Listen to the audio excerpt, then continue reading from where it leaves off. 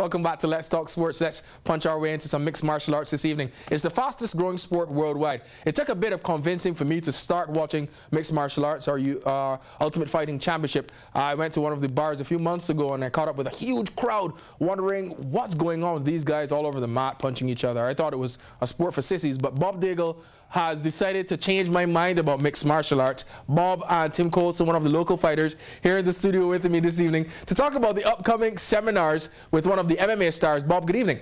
Good evening, everyone. MMA seminar, Bob, I'm sure you're looking forward to this. Kenny Florian, one of the top names in the sport. I did some research on this guy, and he's quite impressive with his record, and he's accepted the opportunity to come here to the Cayman Islands to teach our fighters, teach our youngsters coming up in the sport.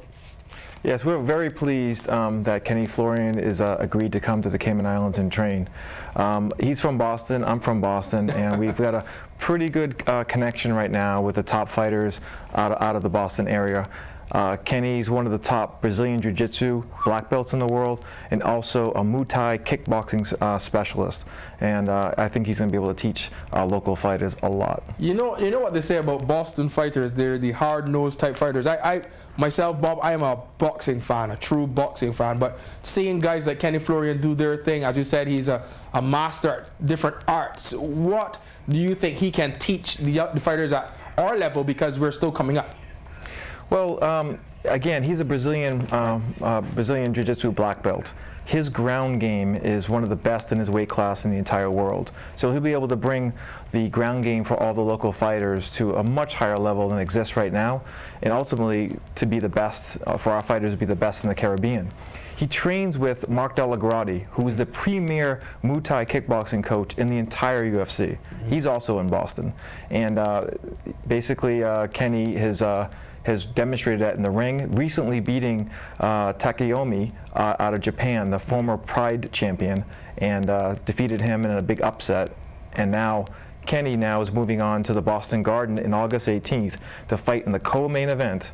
And if he wins that, it looks like he'll get another shot at BJ Penn for the title. So he has a lot. Here's Kenny on the screen. How difficult was it to get, not only make the connection, but to get him to want to come to the Caribbean and want to come to the Cayman Islands? Because this is huge for not only MMA, but for a sports tourism product, Bob. It is. It wasn't easy. We had a lot of talking with his manager, explaining what we want to do down here, and his manager didn't know me.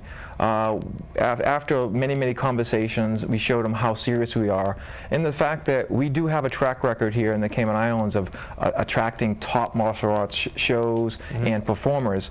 And they became believers, and they said, yes, we will take a break from our seminar schedules, our fight schedules, and come on down here.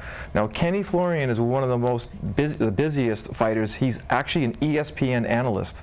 He's the #1 MMA analyst on ESPN. So for him to take time off of his schedule to come here, it shows how excited he is to be here in the Cayman Islands. And I'm sure also excited is the gentleman next to you, Tim Colson, a local fighter. Tim, what first attracted you to the MMA scene here in the Cayman Islands? Pertaining to MMA, it was the whole idea of expanding my knowledge of martial arts itself. From Japanese martial arts, Shotokan, for about almost 20 years, to branch out to mixed martial arts. It was something interesting to take upon myself. I'm sure, as a follower of the game, having such a stalwart of the game like Kenny Florian coming here, are you excited to sit at his feet and learn from him? Oh, definitely. I mean, this is honestly an opening for the Cayman Islands itself.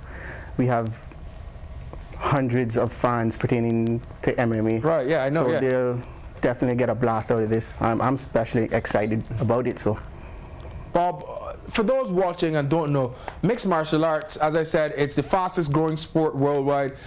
Millions and millions, almost billions of dollars put into the event now. Everyone is seeming to jump onto it. I myself started to watch it and get interested in it. When did this buzz really start growing, and what is the history behind the sport?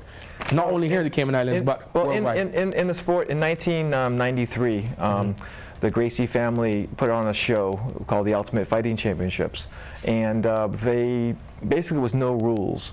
They had martial artists come in, boxers, everybody come in and go in there and fight, and it was pretty brutal. What happened was this: is it never really got legs because the fact they had no rules, no weight classes, right, and everyone looked at it as a little bit too dangerous. So what happened many years later, the Zuffa company, Dana White and them ended up buying the UFC for about $5 million. They ended up getting sanctioned by the athletic commissions in the U.S. They put weight classes in, and they had safety equipment and rules. And so what happened was this: is they ended up growing and growing till now. Right now, the MMA industry is a $2 billion industry, wow, and the UFC is the major player. The last time I read, they're worth $1 billion. They just sold 10% of the UFC to a sheikh in Abu Dhabi that's going to help launch this into China, Asia, everywhere, and they will be, again, one of the biggest sports in the next 5 years. It's just rapidly expanding everywhere. It definitely has a worldwide appeal, as you just said, the sheikh from Abu Dhabi, who's in it and all as well. Cayman starting to benefit from a pay-per-view point of view, because in the long run, having Kenny spread the word, sports tourism is a topic we all know, having Kenny spread the word, the name, Cayman's name being spread out there, what do you think this can do for our sports tourism product? Not only we get help from squash with international squash, we have international track and field once in a while, what do you think this MMA can do going forward in the long run? Well, what happened in the 90s here from 1991 to 2000 is any indication of how attractive Grand Cayman is. We are in for some big things. We had the Cayman Airways International Karate Championships for 10 years, sponsored by them. We had over 250 people fly in from around the world during the month of May, and it actually generated about $250,000 into the Cayman economy. Now with the internet and everything that's going on with mixed martial arts, it's a much bigger sport than sport martial arts, sport karate. And so we expect that people from the Caribbean countries who cannot go to the US because they don't have a visa, Delta Airlines, one of our sponsors, has their flights going to all the Caribbean countries. Imagine all of these fans coming to the Cayman Islands and not even having to go to the US. We're already getting contacted from American Top Team in Florida, the premier mixed martial arts squad. They're hearing what's going on in Cayman, and they want to be a part of it. So we expect big things. All right, thanks so much, Bob. Bob, don't move. Tim, final question for you quickly. What's your specialty move in mixed martial arts?